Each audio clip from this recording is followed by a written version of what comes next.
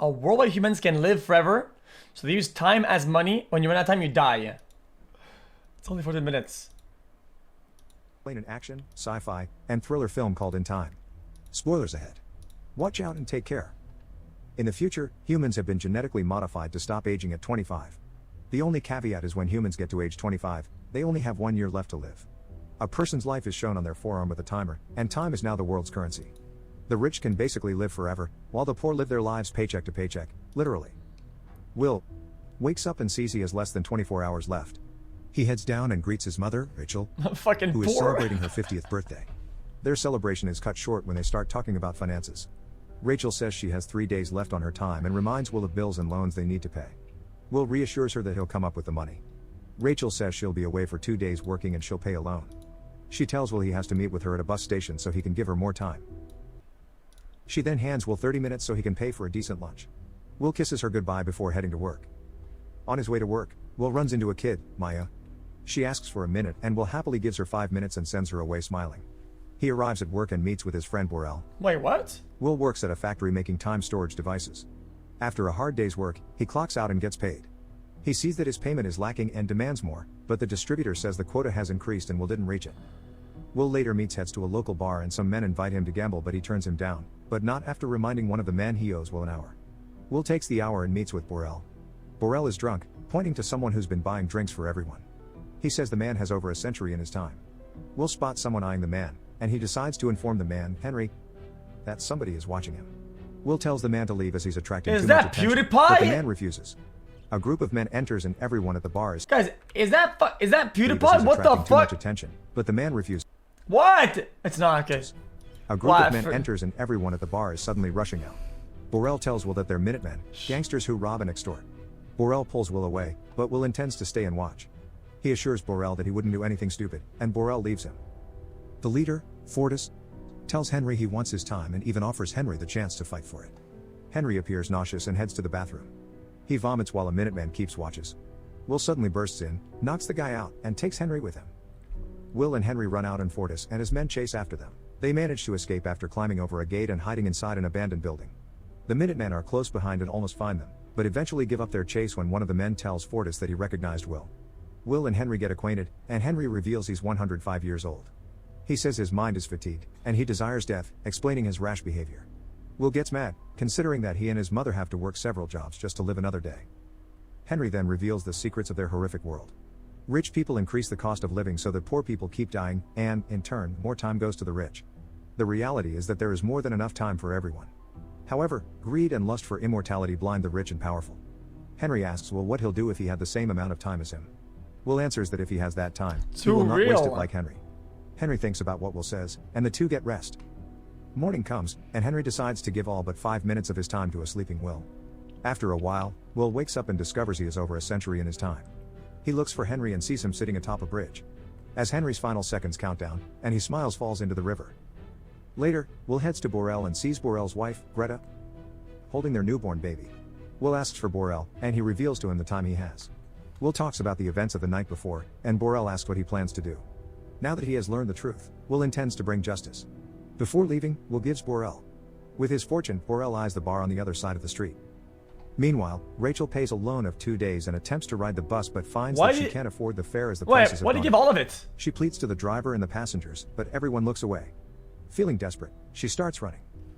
The two are in a race against time, and with every second and every step, death draws closer for Rachel. Finally, they see each other. They run as fast as they can, but death beats Rachel and Will. A lifeless Rachel falls into Will's arms. Will weeps, knowing they were mere seconds away from living the life they've always wanted. Will now has all the time he's ever wanted, but his mother has none. The following day, timekeepers retrieve Henry's body from the river. Raymond, the senior timekeeper, and Jaeger, his junior, investigate the scene. As they're about to leave, Raymond sees a camera on top of the bridge. Meanwhile, Will sits inside a car wearing a new suit and a new look on his face. They leave the time zone, a border that separates the different social classes. On his trip, they pass multiple borders, paying a toll fee that increases with each one. The last border costs Will a year, and the driver welcomes him to the city of New Greenwich. The driver asks Will what his true intentions are for coming to New Greenwich, and Will answers he wants to make the people of New Greenwich pay. The city is entirely different from what Will is used to. As he exits the car, he immediately starts running, still used to living with little time. He looks at his arm and starts acting more like a person who is all the time in the world. However, he already caught the attention of a woman named Sylvia. Will enters a hotel and asks for a suite. In his luxurious room, Will wakes up still with 105 years. Even though he lies down in the comfiest of beds in a room with the best view, the untimely death of his mom still haunts him. For the first time in his life, he experiences gourmet food and drinks. He pays for his meal and tips the waitress a week. The waitress notices that Will doesn't act like everyone else, saying he does everything a little too fast. Will cheekily replies that he doesn't finish fast in the things that matter. Will plans to enter the casino, but first, he has to have a wardrobe change. In the timekeeper's headquarters, they see Will in the surveillance footage. Jaeger reports that a man crossed numerous borders going to New Greenwich. They gather more information about Will on the computer, and Raymond states that he knows Will's father. Will enters a casino and sits at a poker table. As the dealer deals, Philippe, a billionaire with eons in his time, acquaints himself with Will. Will's winnings after a few rounds of poker amounts to over 2 centuries. Philippe increases the pot by 50 years. Despite this, Will calls with total confidence, and the river turns out to be the 6 of diamonds. Will's focus shifts from the game to the lovely dame, Sylvia, who sits beside Philippe. Philippe rolls up his sleeves, revealing almost 10 millennia's worth of time. He then talks about the immeasurable gap between the poor and the rich, justifying it as natural selection. He raises 2 more centuries. Will bites and calls, leaving his arm with a mere 30 seconds left. The outcome favors Will, and he receives a millennium. This brought a thrill to Philippe's dull life. He notices Will looking at Sylvia and asks if he thinks she's his grandmother, mother, or wife. Will simply says that she's beautiful. Philippe introduces her as his daughter, and she invites him to a party. The next day, Will purchases a brand new car with his winnings, which he drives to Philippe's mansion. There he's introduced to 3 generations of women that look as if they're sisters. Will looks out of place among the high-class crowd. Sylvia approaches and saves him from a lonely night. Buy them out. They get to know more about one another, and their conversation leads them to the dance floor. She asks him if he comes from the ghetto, but Will neither admits nor denies her claims. Sylvia opens up to him about her meaningless life and how the time that she is shackles her when it's supposed to grant her buy all 3 of them. While this is happening, Philippe and her wife stare at the two with watchful eyes, causing Will to lead Sylvia outside to the beach. Will and Sylvia undress and dives into the waters. Otherwise they die. They float on the ocean, naked and inches apart, with the moonlight glowing on their arms. Sylvia distances herself, but the waves push her closer to him. Suddenly, someone calls out from the shore, disrupting the romantic moment. They return, and Philippe asks Will to join him for a game of poker. However, the timekeepers barge in and confront Will. They sit him in an office, and Raymond introduces himself. He asks him why he's in New Greenwich and how he has over a millennium's worth of time. Will answers honestly and says that Henry gave it to him, committing suicide in the process. Raymond doubts his explanation, confiscates his time, and arrests him. As he leaves, Will asks him why he investigates suicide when murders happen in the ghetto every day. Raymond is astounded by his statement as it reminds him of Will's father. Will then attacks the timekeepers guarding him and rushes out to hold Sylvia hostage. They enter through the kitchen, and the two drive off on his car. A car chase occurs, and Raymond rams Will's car, causing them to lose control. Will expertly maneuvers while in reverse, barely dodging an incoming truck. Oh, they lose the J-turn! timekeepers and hide underneath a bridge. Will asks for Sylvie's time, but she refuses. Morning comes, and they drive along the highways and run over traffic. Wait, so what? Barely dodging an incoming truck. They lose the timekeepers and hide underneath a bridge. Will asks for Sylvie's time, but she refuses. Morning comes, and they drive along the highways and run over traffic spikes. The tire punctures, and they crash. Fortis and his men approach the unconscious couple. He siphons time from Sylvia, but they leave in a hurry, leaving her with 30 minutes. Will gives her a few minutes, and they run off to get more time. What? With 3 minutes left, Will knocks on Borel's door. Greta answers and informs Will that Borel has died due to alcohol poisoning. Sylvia is in distress as she only has a handful of minutes left. Will notices her earring, and they rush to the jewelry dealer. Seeing that they're desperate, he underpays them and offers only 2 days. Will accepts, and they immediately hide as they hear the timekeeper's sirens. They walk through the city, talking about Sylvia's family business. Will asks how much they're worth, and she replies it's too much to the point that knowing it won't matter.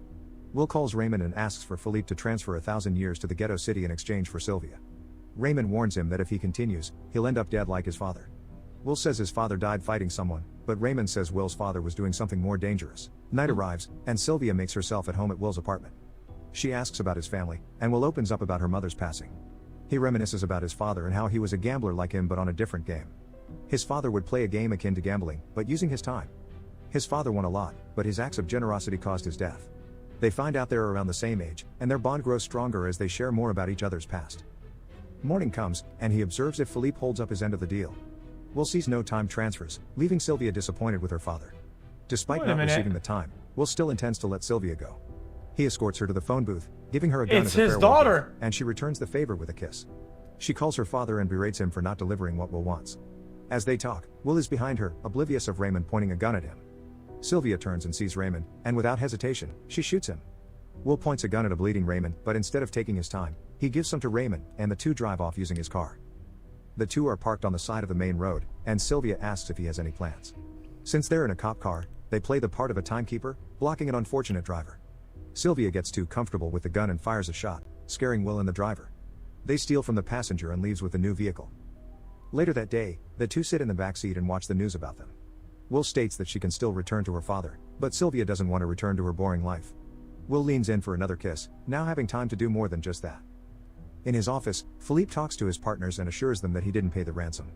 They doubt his capabilities to resolve this issue, but Raymond enters the room before Philippe gets a chance to explain himself. He tells Philippe about her daughter not wanting to be rescued. Philippe apologizes and attributes his daughter's stubbornness to Stockholm Syndrome. Raymond does not budge and informs him that he plans to arrest his daughter. Philippe tries to bribe him with his time, but Raymond remains uninterested and leaves. This guy. The next day, Will teaches Sylvia how to shoot a gun properly. He's real handsome too. They talk about Will's plan to give time to the people, and she says that she can help him get the time he needs. At the local loaning establishment, a truck suddenly crashes through the glass panes. The two pull off a heist, stealing as much time storing devices as they can. They encourage the borrowers to get as much time as they want, and they all come rushing in. Later that day, Will gives time to Greta, Maya, and even the timeline distributor who gives people time as charity. Fortis continues to harass and kill people for time. He then sees on display a reward for 10 years for the capture of Will and Sylvia. Meanwhile, Philippe watches the news about his daughter's continuous pursuits to steal from him. Later that night, vault. Raymond and the timekeepers surround a motel where the two stay in. Will and Sylvia notice they're surrounded, so they jump out the window to escape. Raymond chases after them through the streets and the dark alleyways. They make their way up the roofs, and the shootout commences. They manage to board a bus, losing Raymond. Fortis continues his search for Will and Sylvia. He interrogates a group, threatening to steal their time. When one dies, a man steps up and says he has information about their whereabouts. At the motel, the two sit on the couch together, talking about the challenges they're about to face. They both accept that if they get caught, they will die. At the period they've spent together, and at every time they almost died, Sylvia felt more alive than ever. Suddenly, the door gets knocked down by Fortis and his men. Feeling generous, Fortis gives Will a chance to play for his life. Fortis rolls up his sleeve for a game of strong arm, and Will accepts his challenge. Will struggles up to his final seconds, then he turns it around when Fortis loses focus. His subordinates approach the table, and the fear in his eyes grows. Will grabs a gun from his ankle and shoots everyone while siphoning Fortis dry. Will and Sylvia stand on a rooftop, observing how prices keep rising. Will feels hopeless, saying that the rich will just increase the cost of living every time they steal. He says that only 1,000,000 years will make a difference. Sylvia agrees, but she has a plan in mind. She's gonna rob her father. Philippe enters a building with a plethora of bodyguards surrounding him. Sylvia catches their attention and asks for this father. Among the guards is Will, who points a gun directly at Philippe's head. He commands the guards to put their weapons down, and they take Philippe hostage. Wait, what? In his office is a time vault, and in there sits a device with 1,000,000 years. Philippe tries to explain that society will fail if that time falls to the wrong hands. He says that there will always be someone willing to sacrifice people for a shot at immortality. Will cannot contain his anger and points a gun at him, but he recoups his calmness.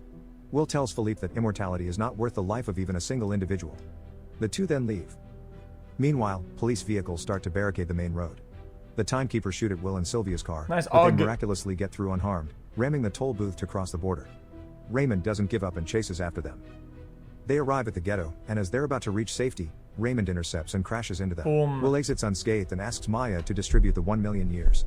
Raymond points a gun at the two, but the clamoring crowd blocks his line of sight, allowing for them to escape. Raymond hijacks a car, and the chase continues. Finally, they clash in the middle of the road.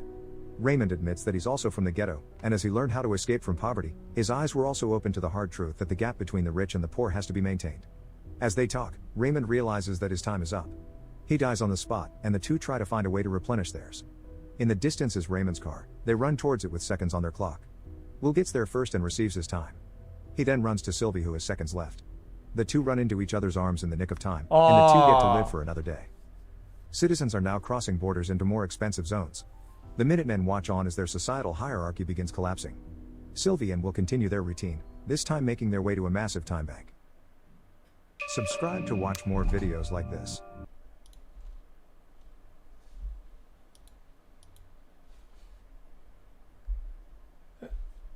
That's it? That's the ending? This time making their way to a massive time bank. This time making their way to a time bank. End. Looks like a bad movie, but not terrible.